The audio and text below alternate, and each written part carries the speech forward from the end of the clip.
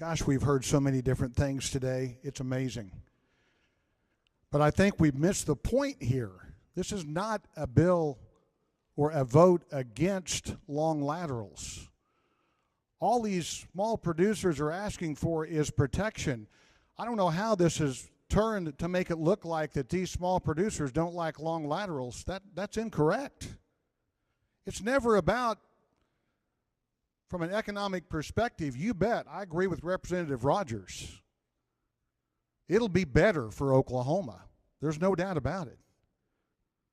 Nobody is disputing that here, at least on my side.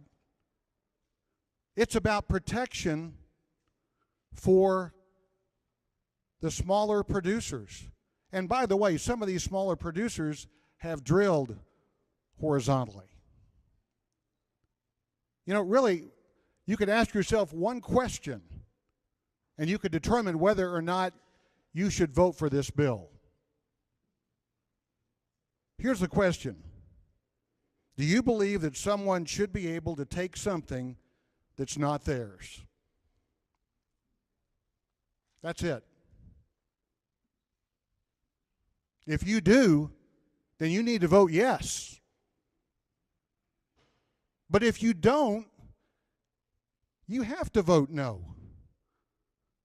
Because that is what is happening here. We're not talking about long laterals.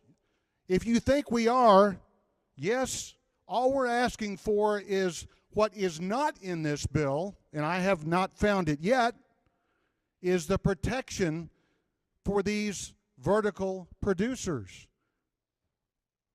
And I think you need to come out with remembering this is not about the long laterals, but we do owe them protection.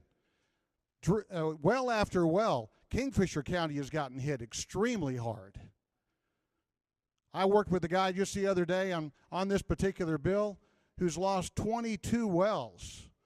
Earlier I said that another group, and I've got them right here if you want to look at them, lost 36 wells. Actually, since this first started, he's lost 2 more. Now he's lost 38 wells. Is this what is right in Oklahoma? If we package up a poopy diaper in a beautiful red bow and call it jobs, economy, technology, whatever, you know what? When you unwrap it, you know what's still there? A poopy diaper.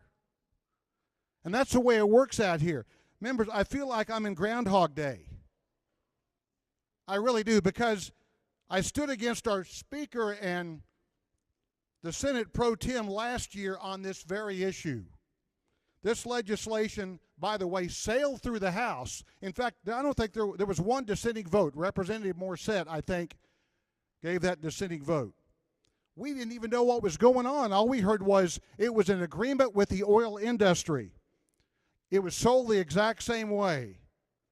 It was on the fast track, went through the Senate quickly, but it got an amendment on the Senate. Guess what happened? It had to come back to the House of Representatives. And guess what happened? When you educated the members on what was really going on this bill, they didn't even bring the bill back up. You want to know why? Because the members understood this was a property rights issue. That's what this is. Fast forward to 2017. Let's look at this bill for a second. Same scenario, second verse. Here's a red flag. A policy bill that made its way through JCAB. Think about that for a minute. How did that happen? Have you had your policy bill going through a JCAB before? Members, if you've been here? That's first. That could be a red flag. Now we're voting on it on the very last week of session. That's you always kind of wonder about these bills the last week of session. And today, of all days, finally we find out what it means to the state of Oklahoma. Good gosh, coming out with about a $9 million estimate. I have the letter right here. It's from Tony Maston. You know where the information came from? The same group that is lobbying for this right outside. I'll be dadgum. Isn't that amazing?